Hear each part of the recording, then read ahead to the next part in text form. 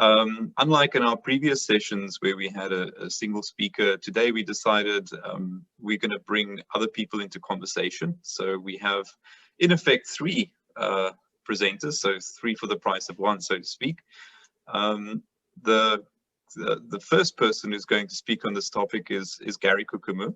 He is enrolled as a PhD in philosophy, and he's currently working on a PhD entitled Race Changing the Conversation. It is our understanding that Gary will offer a brief presentation which will locate his thinking about race within a complexity framework, which is sort of the theme that we're working with, and sort of located within critical race theory. I think the question of whiteness is guiding Gary's presentation, and sort of one of the central, I guess, issues that he's grappling with, we're all grappling with, is, am I a racist?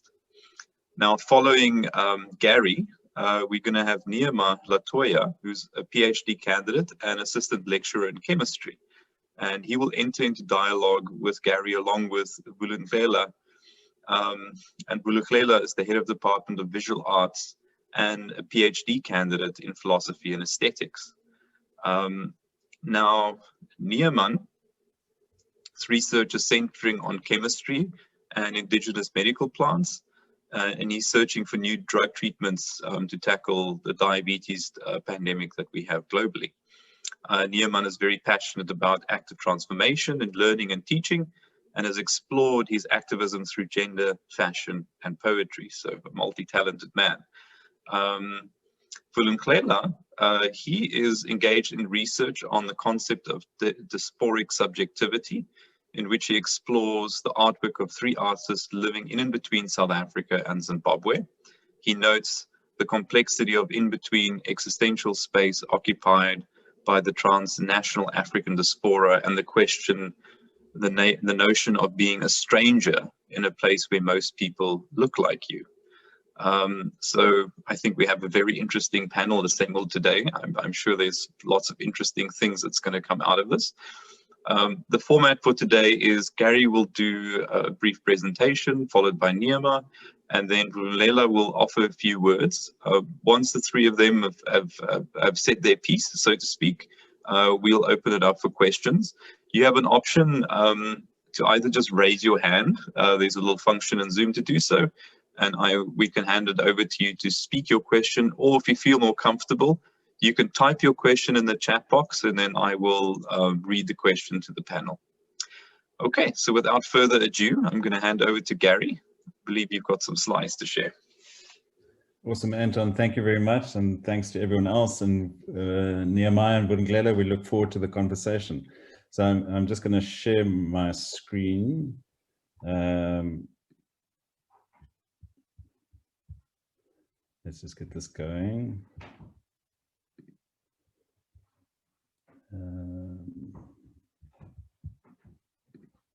Sorry, let me, I'm just struggling here with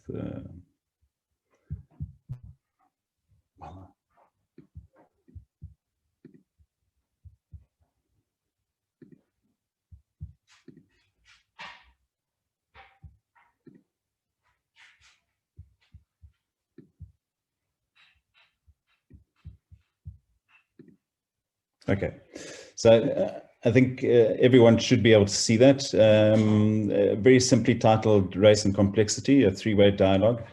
And I've put as backdrop there the posters showing the Freedom Charter, which was put together in the 1950s, and our Constitution, which both address the issue of race and show a significant move over that sort of 40-year period in which that transition took place, as a sort of context to the discussion that's going ahead. And just to give you some background, in the early 90s, I was part of the Peace Committee, not movement, but structure in South Africa, and did a lot of work on mediation and reconciliation amongst a number of groups. And in the early 90s, there was this real promise that change was coming to race relations in South Africa, from its predominantly negative view for the last sort of 350 years prior to that, to a real change. And as I came to write about the PhD, to consider doing a PhD, I spent a lot of time working in systems theory and working in organizations and working with people and how they come together. And so I thought it would be a great thing to combine those two, particularly as, so what I'm going to try and do today is answer very briefly two questions. The main question, and that's what my PhD focuses on, is why does race persist in such a negative way in South Africa? Why did the sort of promise of the early 90s not realize, or is it still being realized? And that's why I want to see if we can't change the conversation around race to a more positive engagement rather than the negative engagement that we appear to be locked into. But because I come at it from a systems perspective or complexity systems perspective, the key question to me then becomes one of who am I in the process? And I'm obviously a white male. I'm of a certain age, so I am aware of things that have been happening. I grew up in the era of apartheid. I've benefited from that personally. And how do I then fit into this? Do I have anything useful to contribute? And I think that one of the question that focuses it for me is this question: am I a racist? Is Gary a racist? And so I've tried to answer it in various ways, and I thought a good way just to start is just to frame it quickly, is that, you know, we've used so many different terms that have a history to it across the whole of in terms of our history, and they really are this binary between describing black individuals and white individuals, and that's the sort of history and context in which this conversation occurs, and we are still using those terms, so we still refer to each other in terms of a race lens through which we view the world. So what I want to do is then say, okay, from a systems complexity systems perspective, how can we create a framework to see this? And because it is complex in itself, I've tried to reduce it down to a very simple framework, which basically talks about that ideas are a flow. And within this idea, this sort of flow is that we try then extract a unit which we call a system. And the first thing about systems is that it's almost like you take your hands and place it into a river and then extract water into your hands and then look at the water in your hands. And that is really when we start talking about systems, it's this putting a boundary around something, which is the first step in understanding a system. So where's the boundary? And that boundary in turn then creates a threshold. And then within a system always occurs within an environment. So you can never understand a system without understanding the context in which it occurs, and particularly its immediate environment. And then within each system, you will find that naturally there is a structure of some form, and I've just included some of the more common ones. They're the network, the hierarchy, and the sort of tiered structures. But each system has a structure that remains consistent throughout its life. Then the other thing is that there's a dynamic that occurs within a system.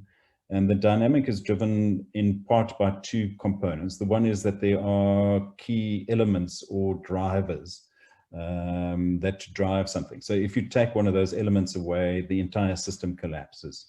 So what are those drivers? And in the case of race, what are the drivers of race?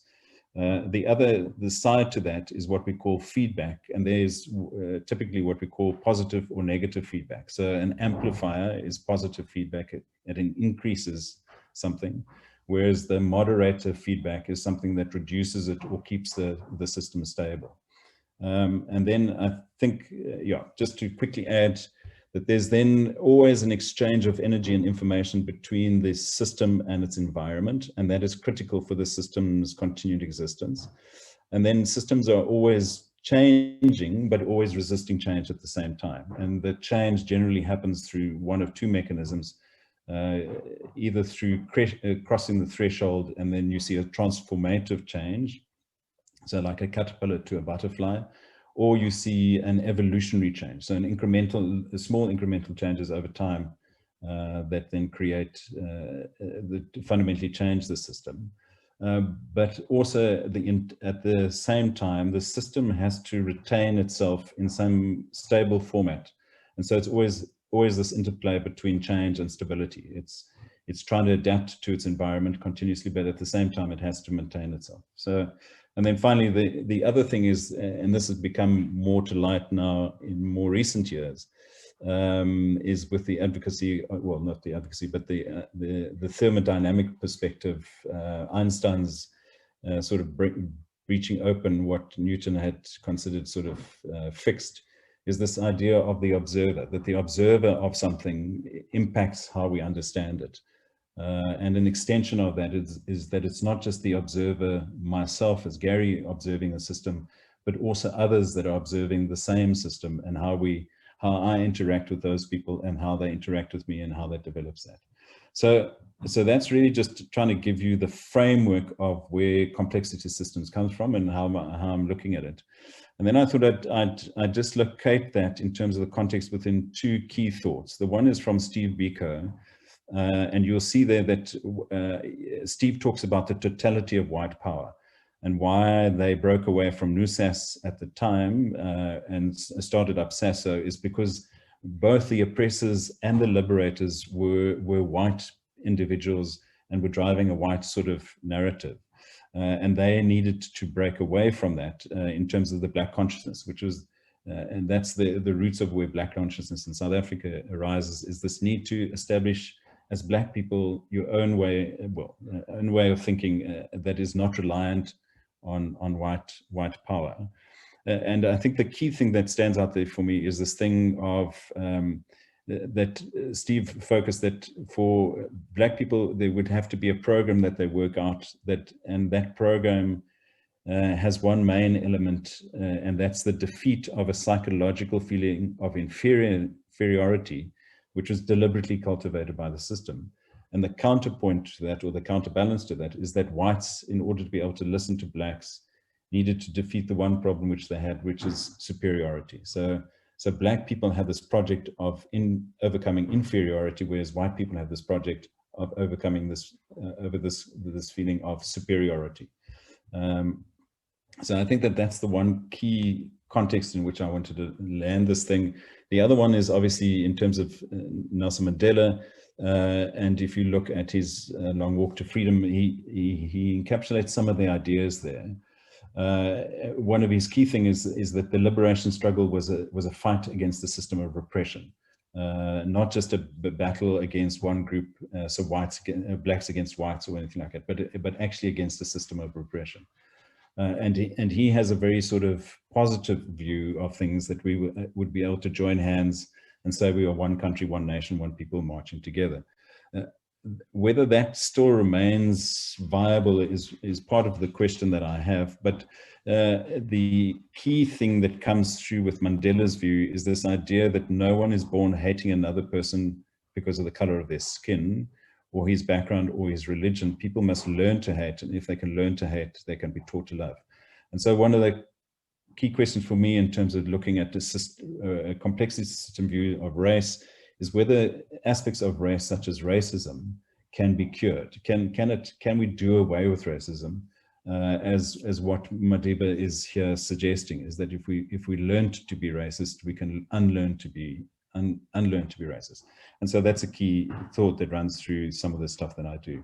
And then the other obvious stuff, and we hear a lot about it, is critical race theory. And I thought it was useful just to understand what is critical race theory, and two views on that very quickly. The one is from Crenshaw et al., and she's one of the key originators of it. And the key thing to understand is critical race theory is a legal theory from left scholars, which work in challenges in the way in which race and racial power constructed and represented in the American legal culture. And I think that's really important to understand, that the context in which this theory occurs is the American legal system.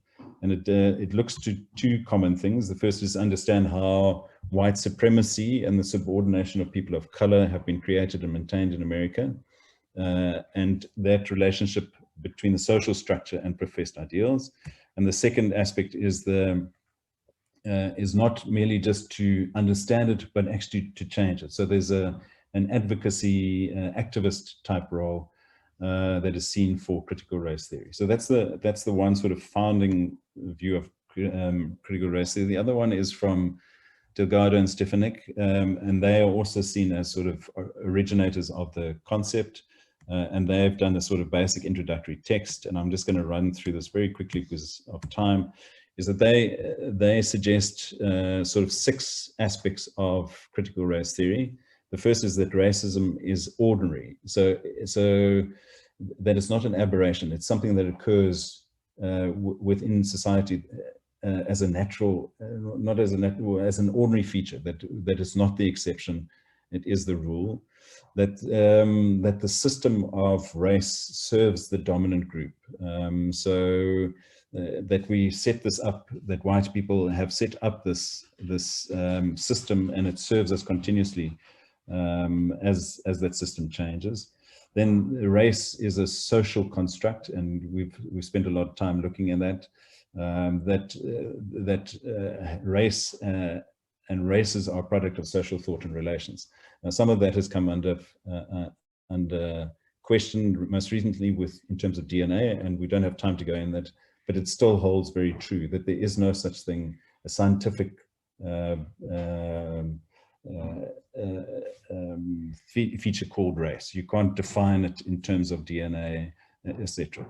And then racialization shifts to suit the changes needs of the market and society, and we've seen that in South Africa, where we went from slavery to land and to forced labor, and then to migrant labor. So that race has served the dominant group continuously, even as things have shifted.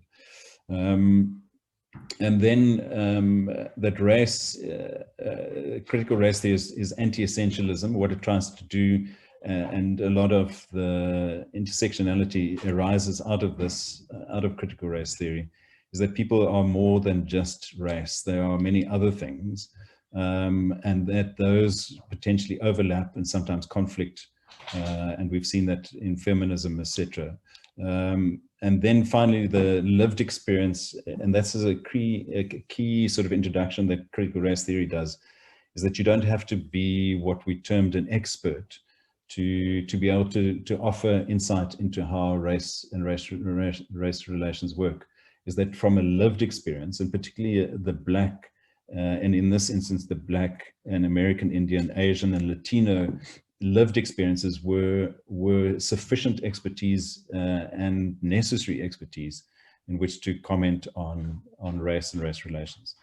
Okay, so to cut everything short, and unfortunately, I could go on for days, but when I've looked at everything, the key question for me has been is what is the drivers of race? What keeps the system operating? What is it that if we took it away, the system would collapse? And I think it comes down to 2 key drivers for me. And it's interesting that in my mind, it's a binary between it's 2 binaries. The first binary is the thing of between difference and sameness. And Anton, in your presentation last week, we talked about the brain and how the brain does things and separates and categorizes. And I think in looking at all the theories, and that the binary at play here is this thing of difference and sameness, is that our brains need that. So the map is not the territory of Bateson, for instance. That we create the maps in our head based on what we are different to and what we are same to. And that race is particularly one of those differences that we focus on, because it is a consistent difference that remains with us. And that different sameness then creates another binary, which is an in and out group. And those in and out groups are what maintain networks of privilege that give you power and access and resources and control, a whole bunch of things. So I think that those are the two drivers of race, and why, from a systemic perspective, why that happens. And then to answer the question of am I a racist, and again, I'm shortcutting here, is the simple answer to the question is Gary a racist? The answer is yes. Gary is a racist. And the reason that I say that is that if you ask me, and I would say intuitively, no, never. I'm not a racist. I work continuously against it in that. But it's not as simple as an answer as that. And the reason for that is that you have to view it through a number of continuums. It is firstly that race and racism occurs at both a conscious and unconscious level, that it occurs at both an individual and collective level. So I might not be a racist in this moment, but I belong to a category of people, a collective of people that are racist, and how can I escape that? And then also that incidents of race and racism are both once-off and systemic. So you have to look at things in terms of a systemic view as well as just a once-off incident. And the final thing is that when you look at race, there is the immediate realities or the immediate experience, and then there's a cumulative experience. And so in South Africa, particularly, we see this cumulative experience of 380 years of race relations, and people then saying, but my immediate experience is not one of race, and how this contrasts with each other. So the long and short of it is that I think in terms of race and race relations, is that I differ from Madiba's view in the sense that race can be cured, if that is his view. I think that race will be with us always, because as humans we are hardwired for difference and sameness, and that race, as long as race exists, as long as this ability to identify on a consistent way exists, we will always create difference and sameness from that, and we will always create in and out groups. What we do with that, though, for me, is that we have to put it through this lens that I'm suggesting here, and to continuously work to undo the aspects of that. So we continuously. So Gary has to. So I have to sit down on a continuous basis and say to myself, am I racist in this moment? Am I hiding behind certain things? So it's a constant work of trying to undo that. Yeah. So long and short, that's me, Anton. I look forward to hearing from the other guys at this point in time. Great, thank you, Gary. Nehemiah, do you want to share your screen and start your contribution? Okay, so good morning, everyone. Can I just get this idea of screen sharing down? Let me just see if I could screen. Okay, share. Okay, screen is visible. I think I will start this. Okay, so good morning, everyone. My name is Nehemiah Latolla. I am a current PhD student in chemistry at the institution, as I was introduced as. And I guess that I come into this space to speak on race as such. I come into it as a binary thinker, one who thinks based on evidence, as you would say, there's 20% of this or there's 10% of that. However, this sort of conversation that I want to contribute rather to the conversation is how do I use that way of thinking to kind of assist or to inform a complex way of thinking when I'm thinking around race. So where I'm coming from is when Prof asked me to share part or be part of this engagement. I remember I was in the lab, I was busy with some analysis, and I saw the email and I thought, oh no, oh no, I couldn't possibly. But as I was thinking more and more about it, I realized that I always had this notion about race, and I think Gary shares it too in his sentiment, that race tends to turn out to be this battleground whenever we bring it forth. And I wanted to really, in the context of that, really ask the question to myself that how do we begin to think about race complexly when we are faced with these binaries or these polarizing thoughts around race? Because there's an obvious perpetrator or oppressor and an oppressed when we look at the history of that. And so with my training as a binary thinking, I did some digging. And so I was a part of an exhibition a while back where we sort of kind of looked at provoking Nelson Mandela, as the institution is Nelson Mandela University. And one of the artifacts that we chose in the exhibition that was brought forth by Dr. Savo Haleta and Sasaki Piri was this map of the colonizability of Africa, right?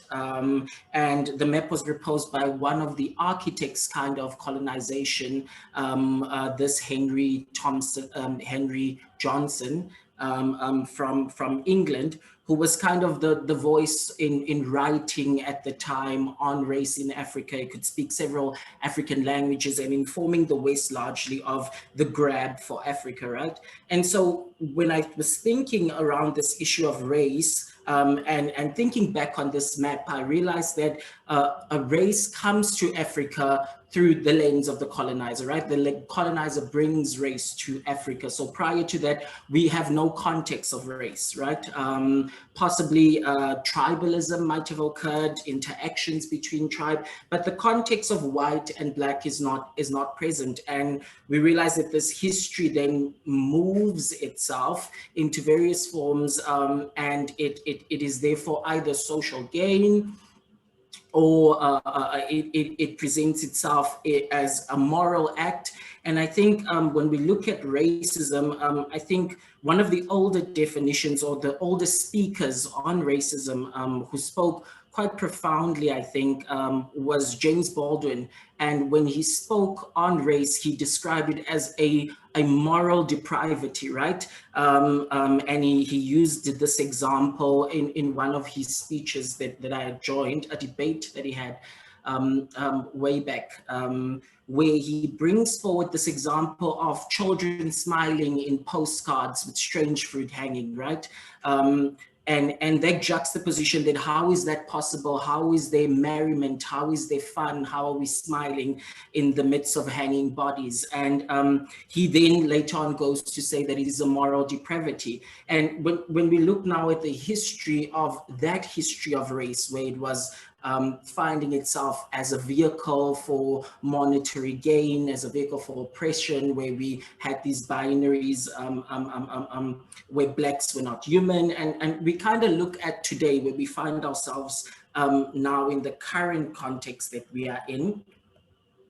We kind of find that those remnants of what had happened, they still exist. We find ourselves still in the space of binary of black, and we find ourselves in the space of white. And so many times when you make a contribution or you speak about race, this is generally where your speaking would come from, depending on which group you fall into. And this is not speaking academically, this is maybe more on a comment on society. So I was thinking, how do we begin to break this notion?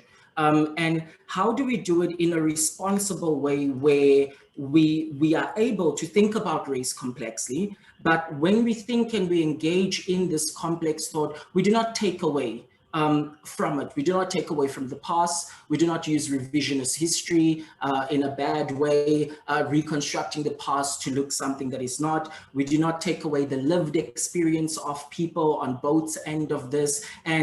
But we do in fact use all of that as an aid of racism. So I kind of, with my sciencey brain, try to come up with the structure of how it looks like, or how it would look like, or where race essentially comes from. And you find that there's the cycle of race, right? Race finds itself in the cycle of racism, the act of oppression, which was very covert in the past, where we had this black-white master-slave kind of narrative happening. And then when that kind of ended and that wasn't feasible anymore for society or the context, we kind of move into the systematic or institutionalization of racism, right? Where, and I think someone made this point when they were saying that, okay, so if I have racial bias, then when I step into the workplace, I don't drop my racial bias at home, right? I don't leave it at home. I carry that as a person with myself into the workplace. And so therefore the policies and the effects that I do then in that workplace are informed by my lived experience, are informed by the biases that I carry. And thus I find that in our new thinking of race, there becomes this push or this counter of identity politics, right? We find ourselves in race now, and it can be viewed in a bad way or a good way, where we think about identity politics as competitive, or as we think of it as actually an aid for bringing in difference, for bringing in other into the conversation. And as a cause of racism, all of these other things then exist within the spectrum. So we already have this very complex way of thinking about race, where all of a sudden now it's not just the person who hangs a person or lynches a person. It's not just the person who makes a racial slur or discriminates, but it seeps into the different groups, the different binaries that exist, or the different others that are existing in the system, in the form of colorism, where proximity to whiteness becomes the standard of where I am more at power, right? Whiteness itself, where it is a whiteness being a product of white supremacy and that forming into white privilege. We have our biases that we step into the scene with the issue of tolerance. Can we tolerate each other or the other? Gary talks about sameness and difference. And obviously we, as South Africans, we carry this load of xenophobia with us. If we look specifically into our context, moving away from the American context, where the Americas were kind of a minority of Black people that traveled into America and experienced oppression, where South Africa was a group, or rather a majority of Black people that racism was introduced into, right? And so that proximity to whiteness informs us of how we interact with our other African nationals. But this now doesn't happen in isolation, because now we find that, similarly to the work of Kimberly Crenshaw on intersectionality, there's another thing that's happening. When I'm grappling with race, I'm interacting with other things. I'm not going to go into a large definition of intersectionality, but it's basically the social natural categories that we have, and how those categories gives a certain individual the power to oppress or discriminate, right? And so now we find that racism does not in fact operate by itself. When we think about it complexly, racism interacts with gender. So I can be Pan-African and be a chauvinist, right?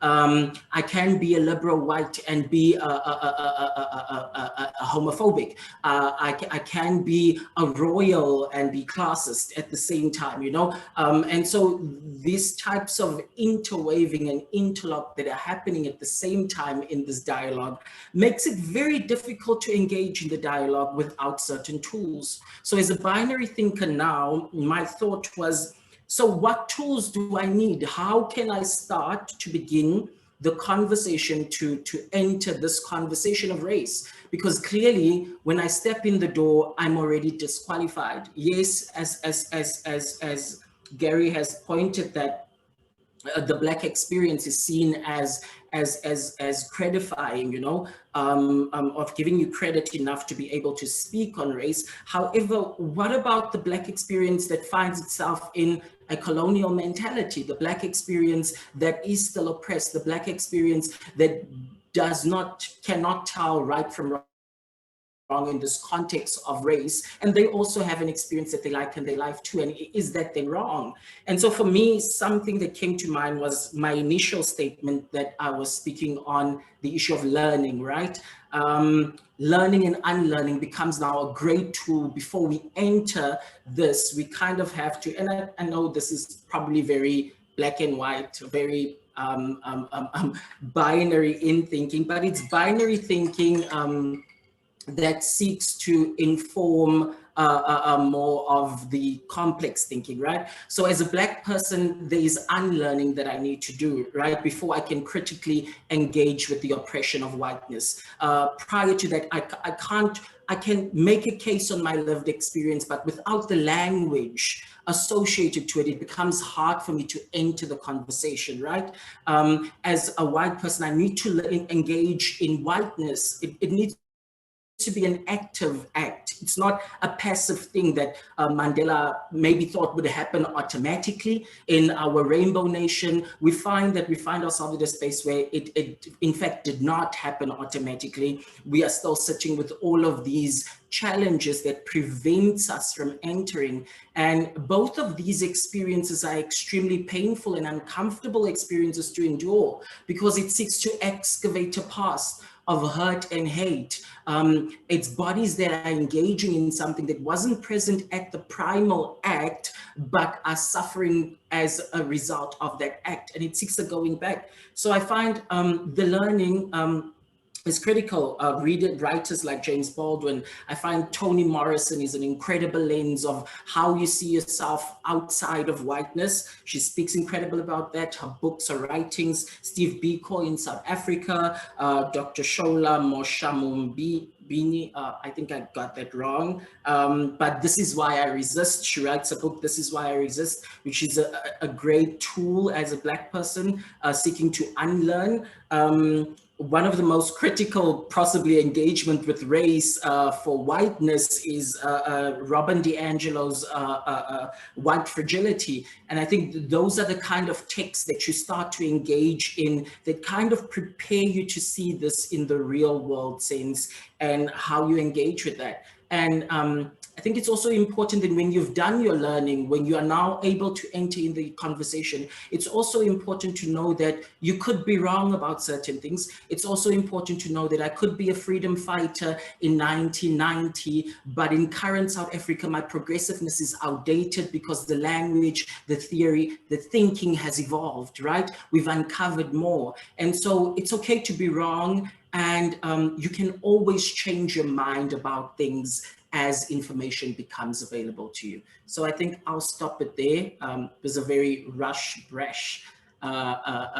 thing, but I hope that I was able to come across successfully. So Vuli? Thank you. Yes, Vulindlela. We are coming up on sort of 20 minutes left in this hour, so I know there isn't a great deal of time left, Vulindlela, so we'd like to keep at least 15 minutes for questions, if that's okay. Sorry, so much of your runway has been taken up. No, it's okay. I'm fine with that. I was actually laughing last night about how Gary and Nehemiah prepared slides, and I'm grateful that I didn't submit to peer pressure in preparing that as well. I'm very happy to simply talk.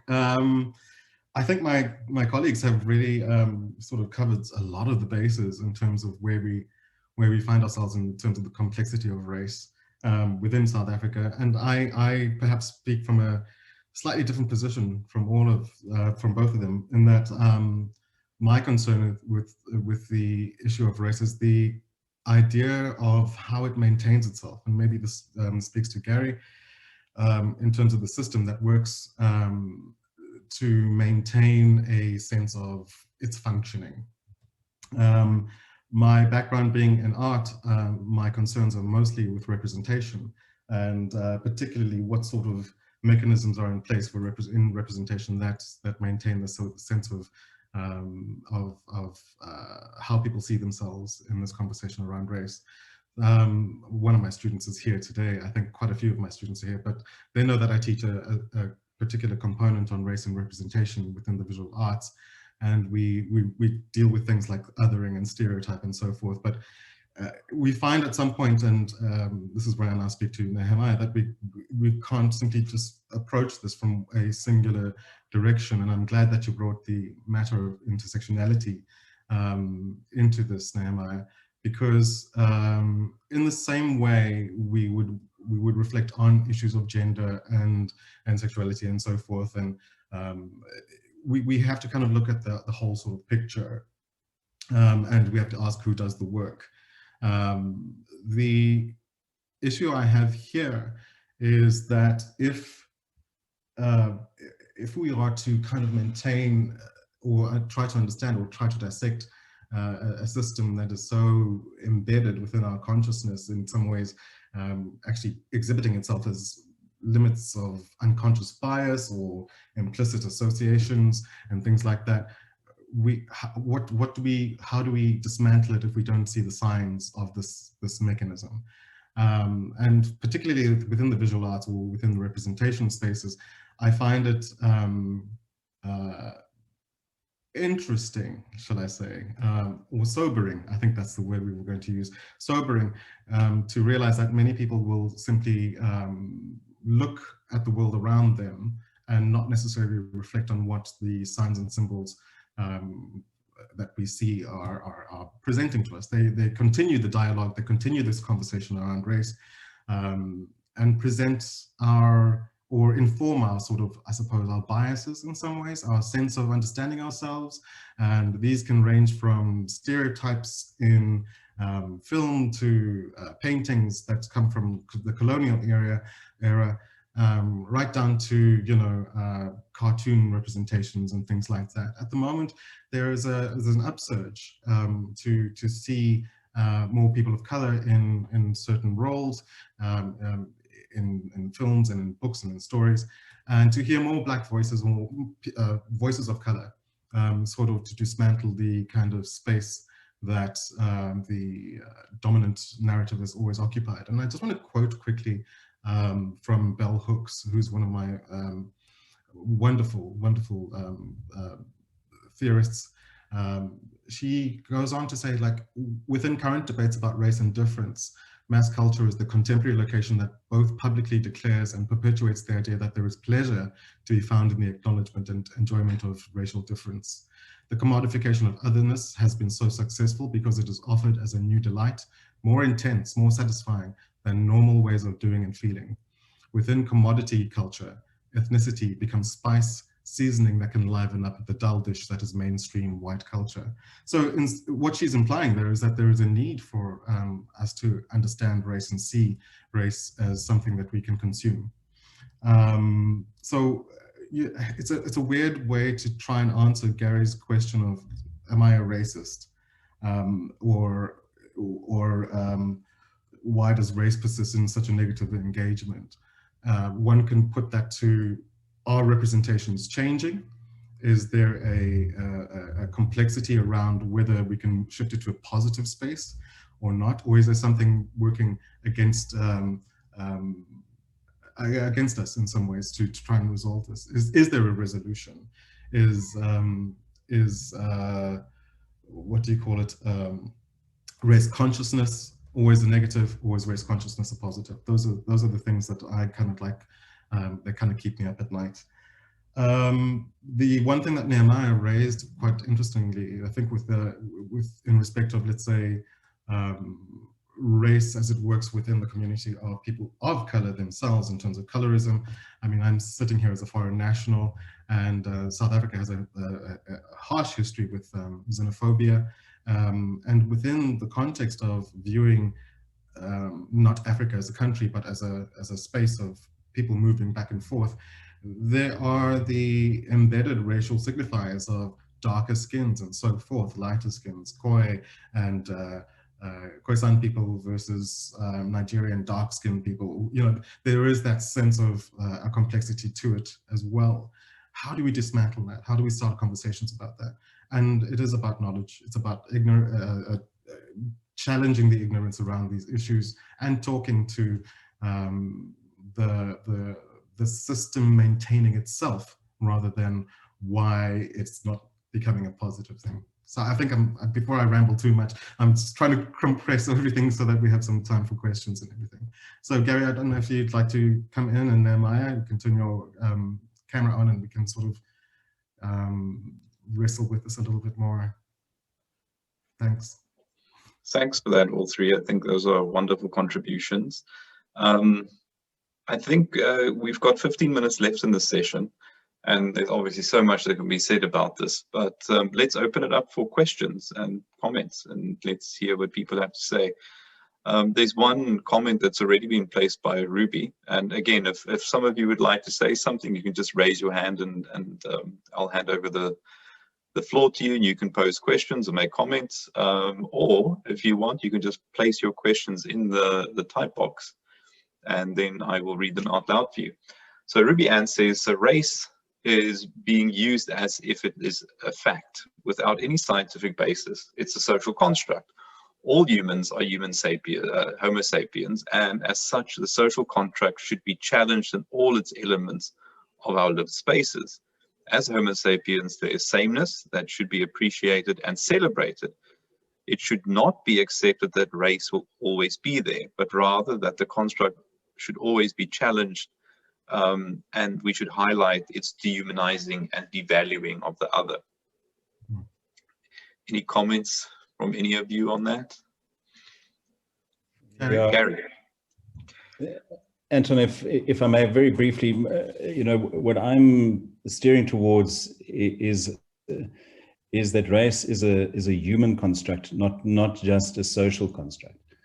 Because the stuff that we spoke about last week in terms of brain science and how people's brains work in terms of sorting information is, I think, a key component of why we create these differences and samenesses, why we create these stereotypes, why we create in and out groups, and how then race functions within that. And I think it's a key thing to understand in answering Vulindlela's question of why does it maintain itself. It maintains itself because we are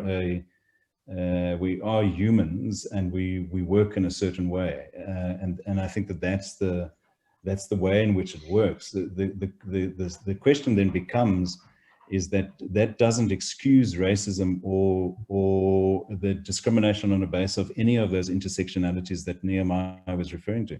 You know, what it does is it makes us aware of how that mechanism works. And hopefully in understanding how the mechanism works, we can then become active in countering it.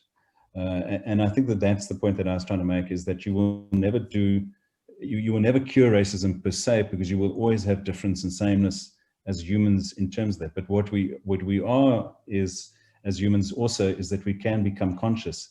And through dialogue such as this, we are able to then understand things that we miss. So you know, so for me as a white male person in South Africa, there are things that I obviously am oblivious to.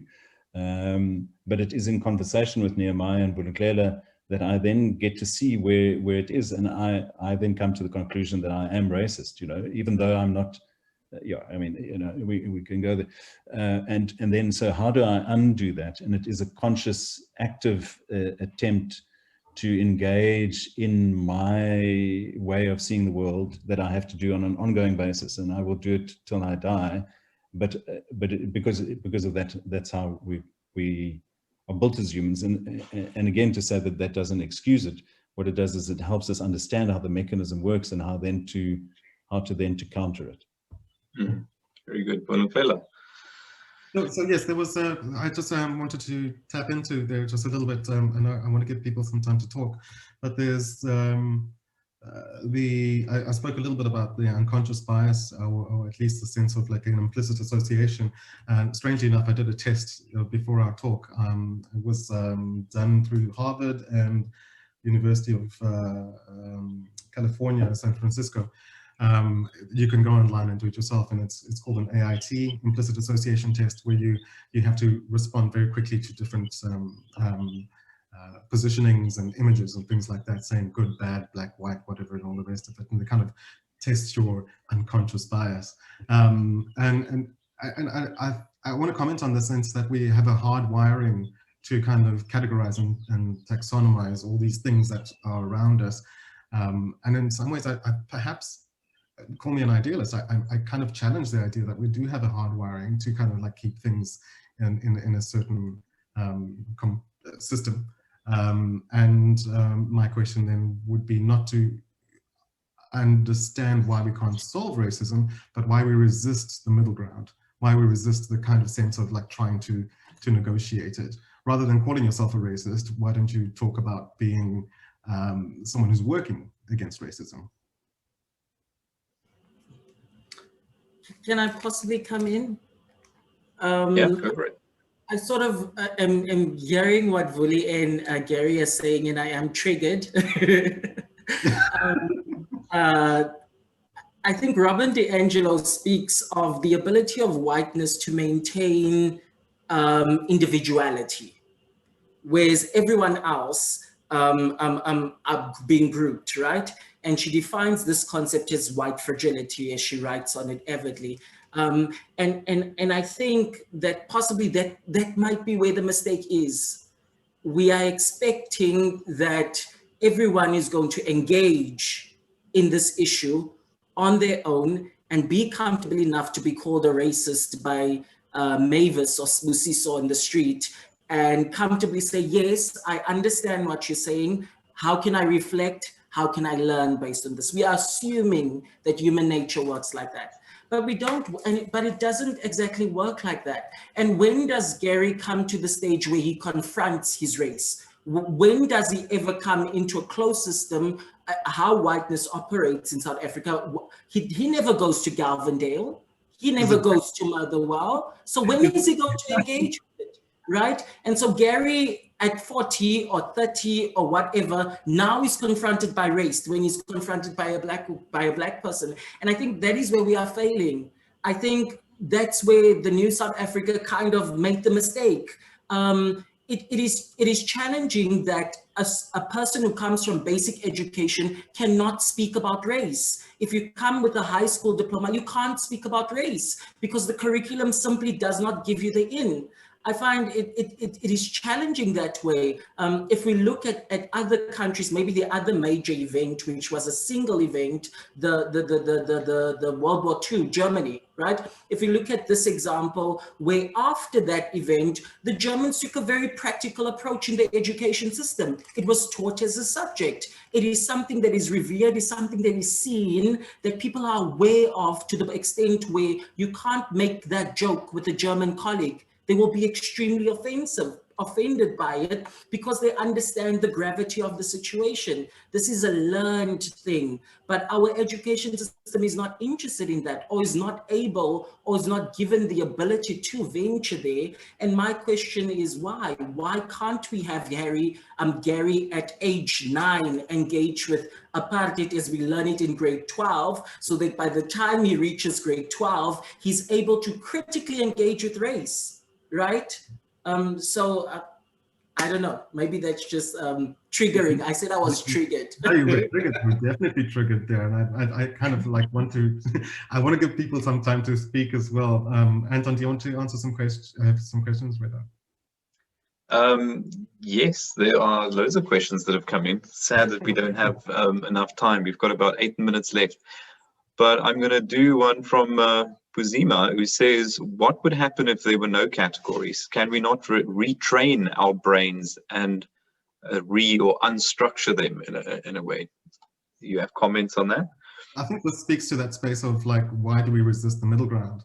You know, that sense of like, sure, and I know someone, and I'm not going to, I think she knows who she is. I think it would be interesting if we had a sort of like a law where where we would say to people, you are not allowed to marry within your same race, so that we kind of like work on the dilutions.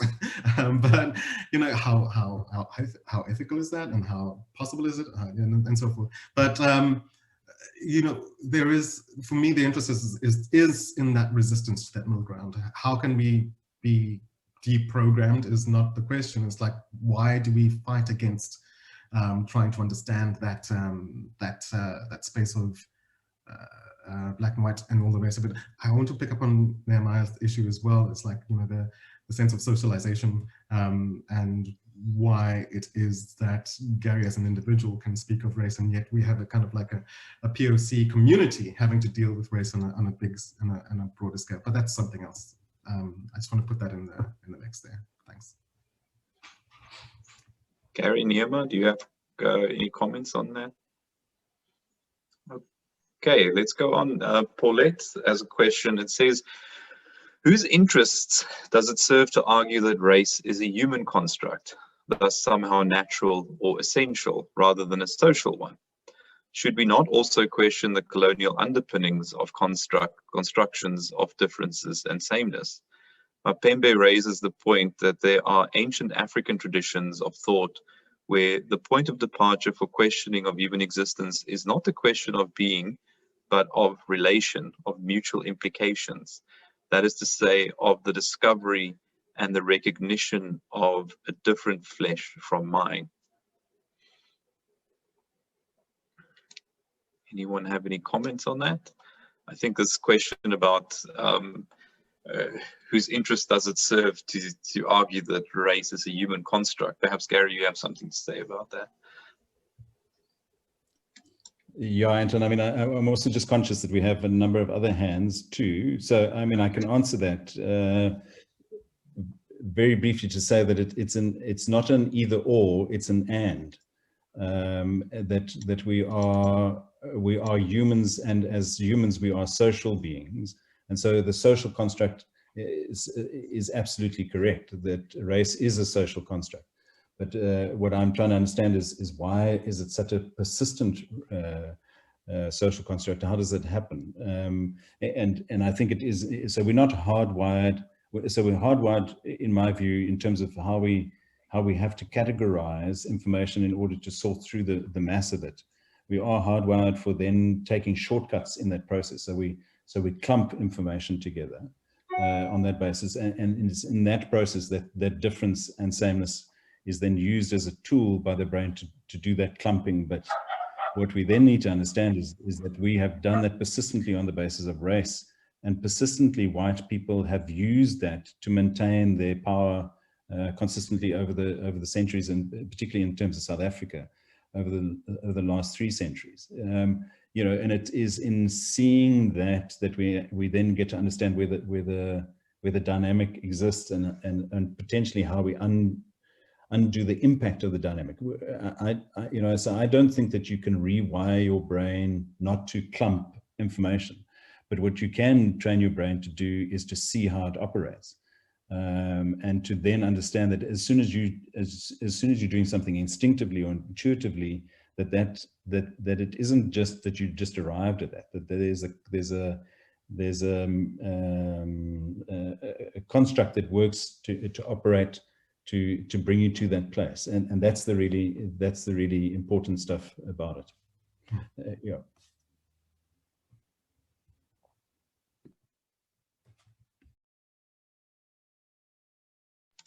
Sorry, any comments from you, Vulindlela or Naima, on this? Okay. I think we have some hands and people wanting to say something. Oh, sorry, I'm not seeing any of the hands on my screen. So if you do have a question, I apologize. You can just unmute yourself, and let's do one final question. And then unfortunately, we are up against time. Sorry, Anton, can I just make a comment, please? I'm actually rushing to another meeting, and my hand was up quite some time ago.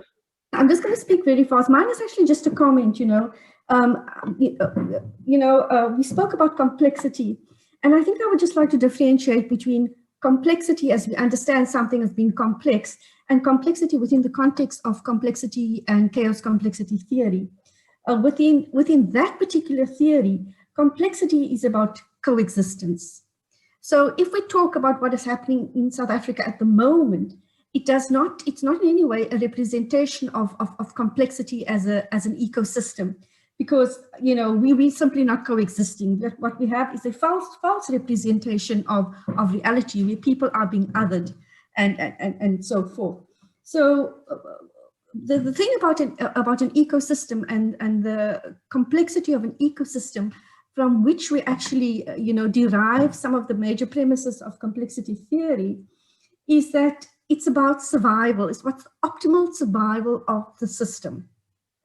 And in South Africa, as long as we have the othering of our economic spheres and our political spheres and our epistemic spheres, and as long as we have that kind of othering and bias and so forth, we will never be able to actually have a full complex system which is able to grow and function. So, what we have at the moment is more or less a representation of a sort of false ontological representation. It's not just about faces, the number of faces who are in a particular situation, how many black faces, how many white faces. It's about a system. And I just want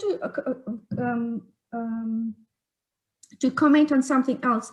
I think what we need to understand is that race is not genetically embedded. There's I may be wrong, but I sort of get the idea. Sometimes there's the notion that race is genetically embedded. Race is not genetically embedded. It's a social construct, right?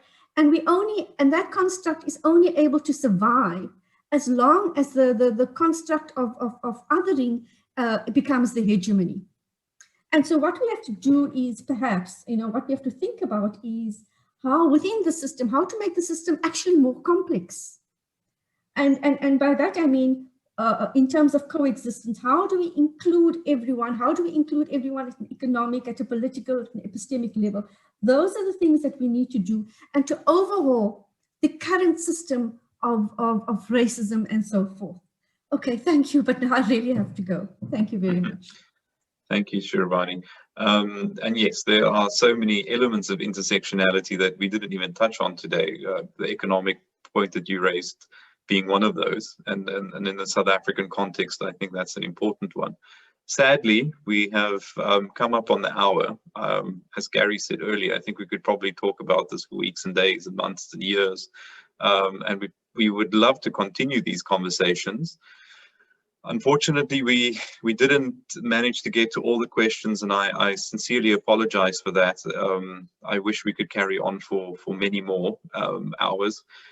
We will take note of all the questions and the comments that were left, and we will distribute them to the speakers today. If they feel so, they're willing to, they can respond perhaps in writing, and we can distribute it to the group. But thank you everyone for an engaging and a very interesting, I think a mature discussion on this topic. And I wish you all a wonderful weekend and stay well. So, Anton? Yes. Anton, we just allow Glenn to ask his question. He's had his hand up.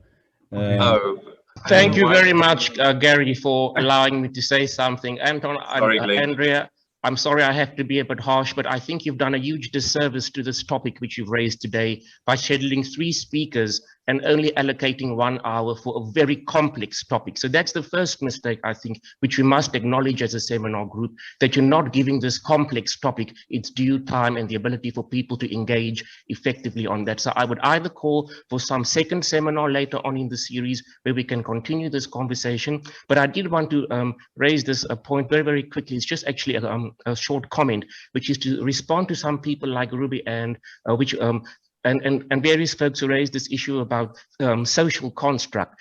So if race and racialization is related to power dynamics, even though race is not scientific, it is nevertheless real and it has meaning. And what that means is different to each unique self and society. And therein lies the complexity, the entanglement and the embeddedness, which is subjective. There's a plurality of interpretations of race, and all of them are real. Some are more harmful and some are more painful than others. And in response to Monique's comment, which you asked, how do we take this forward? I would argue it's in the hearing of the stories of the trauma and the privilege, like Nehemiah was engaging with Gary, that we begin to excavate this complexity. Thank you, Gary, and sorry, Anton, for having to be harsh, but it was such a rich seminar. I had to share that. Thank you for allowing me. No, thank you, Gary. Okay, I'm going to hand over to Andrea for the last word, and then we'll call it to a close. But thanks for that comment.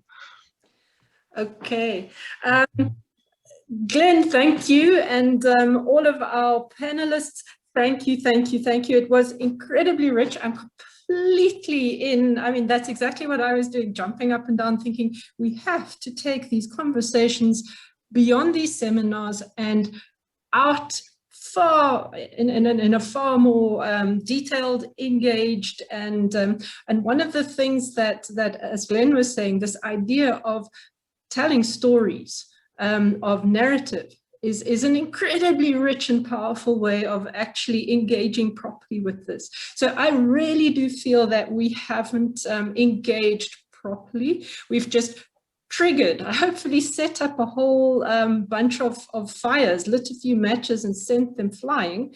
And I'm hoping that we will start. I mean, let's think like the virus, think like COVID, a cluster outbreak here, a cluster outbreak there, and it merges into a much bigger conversation. Maybe we should think along those lines. So I would very much request, challenge, ask for ideas from everyone here about how to take this further. I think it's incredibly important. I think we need to connect up with all sorts of people and start something much bigger. So yes, thank you. I mean, thank you, Glenn. That wasn't harsh. That was, you actually, as usual, knocked the nail on the head. Glenn has this talent for actually just sort of sounding the exact note, for, I'm using a musical metaphor. But anyway, I want to thank you all. Thank you, Anton, for hosting, and thank you everybody for your incredibly rich comments. And I think we will commit to taking this conversation much further. All right, but we're also open to ideas. I don't want us to be, I mean, we're like match lighters, and I'm very much hoping that it will generate ideas that go beyond this little group of people.